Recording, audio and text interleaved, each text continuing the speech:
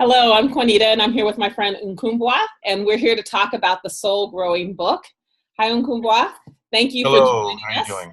I'm doing Great. fine. What I want to start with is, will you just read the quote you gave us for the book? Yes, I will. I wish someone would have told me that I was worthy of love. And I dream new worlds of free of oppression and privilege. I dream of men in balance and powerful, supportive, loving communities. I love that. I remember when you sent it to us. Actually, you sent it to me in two different parts. First, you sent I wish somebody would have told me that I was worthy of love. And then later on, you added the second part to it. And it was just really Hmm. sweet to me. Um, how do we know each other? Well, I believe, it's funny, because some people you can you can say that there's probably been a longer connection than the physical digital earth connection that we have in the moment, but I believe it was around you reaching out after having looked at my website at the time and reaching out to get some information about um, your book, and to have me contribute in that way. And there's just been, I would say, just such a synergy since that time. I think my brain has allowed me to add other elements to that meeting and say, oh yeah, it must have been through some ritual process and some other kinds of things. So but yes, I think it was kind of some very simple kind of online connections that really brought us together, and I appreciate that very much. I appreciate it too. One of the things I really appreciate about our friendship is you being initiated elder as part of the water clan has Hmm. been so important to me, being a water spirit myself. Hmm. Just being able to learn what things are essential to the essence of water. Hmm. And you helped me think in those terms in ways that I didn't before. So I just Ah, appreciate that in our conversations. beautiful, beautiful. So Thank what made you say yes to the invitation for this quote for the book? you. I said yes because the unifying and connective energy of water that I really identify strongly with really pulls me out of myself to look at the reflection of myself in other people. So as I pull that statement out of my heart, I wish someone would have told me that I was worthy of love. I feel that I have a requirement to look for and find, in whatever way I can, those people who also might need that. You know, that if they hear that statement, that they might go, oh my goodness, I never thought that that was something beyond my own experience. That to enlarge our own conceptions of ourselves, again, like water helps us to do, to see ourselves in concert, in synchronicity, in union, in challenging relationships with other people, just said that I needed to share that part that was in my heart, so that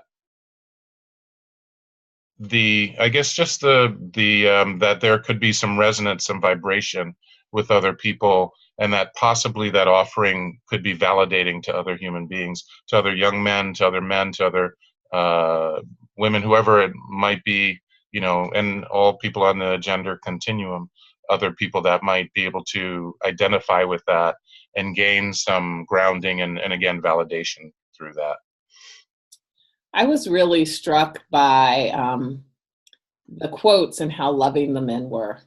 Mm, And, for me, it was, especially at a time where we have so much toxic masculinity, yeah. really struck with how deep hearted the Hmm. men were in their responses. And these are Right. all men that I know and, Yes.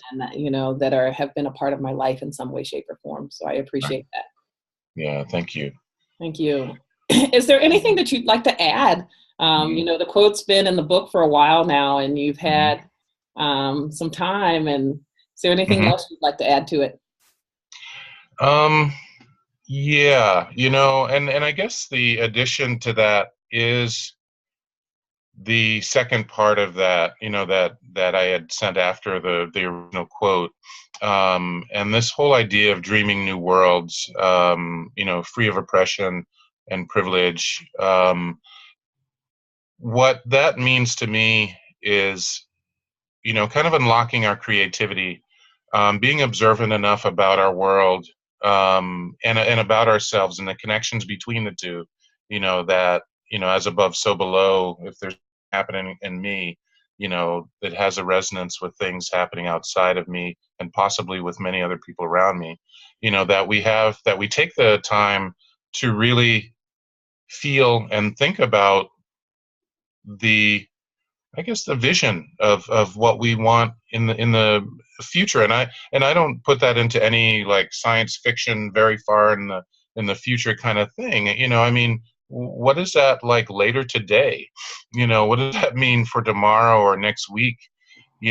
For how we envision this world is supposed to be. I think we spend so much time, putting off our eventual joy and this what I've told students over the years, that when we figure all this out, we're going to have a seriously beautiful party, you know and I just kind of wanted to plant that seed in them, something they could identify with. It's like, oh my goodness, yeah, all this struggle that we do and learning and all this stuff can have a really beautiful outcome. And I think, that we can sometimes get bogged down in the struggles of our day, but the beauty of humanity is that we can foresee love and compassion in our lives, that we can see the outgrowth of what you're seeing in the men that you talk to, that the toxic masculinity that puts it all in a box and attempts to crush it, can be dealt with, and that we can open up that reality for men, for women, for the earth, for all the beings on the planet and beyond, in a way that just brings forth beauty and power and interconnectivity and validation and solidarity that we haven't seen in many, many years. So I think it's really important for us to really fantasize beautiful things, but know that those fantasies can become real, that those ideas about ourselves and others can truly become real, and they're in the process of becoming real. The seeds are germinating. They're germinating. They're coming up through the concrete. They're breaking through, and to really be with that and allow it, I think is so powerful and beautiful. One of my practices that I do is I sit in this question of what does it mean to love me today? What does it mean to love Mm, you today? yeah. So with my friends, that changes daily. What does it look like to love this person today? And I Hmm. think that to me speaks to some of what you're saying about Right. how can we not only see that in the future, but live it now. Right. Yeah. Right. Exactly. Yeah. And then how do we project those stories into now? Yes. Even though we have nothing but now, Yeah. you know, that's our legacy of some series of nows, that we perceive time in. But yeah, how do we make that real? I think that's a beautiful challenge, and really talks about the urgency, even as we sit in our constant meditation mode, that we sort of always are in. But there's a constant active mode too that we bring forth this life and love into. So yeah, I think that connecting to the now, and I love the Kiswahili word for now, sasa.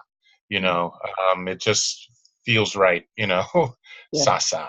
It just enlivens that. So, what is it that we bring into sasa? Mhm. And that we want for that. Yeah. Well, thank you. Thank you for being willing to do this. But Oh, go ahead no and end problem. the interview. Thank you for asking. Really appreciate that. No problem. Hmm.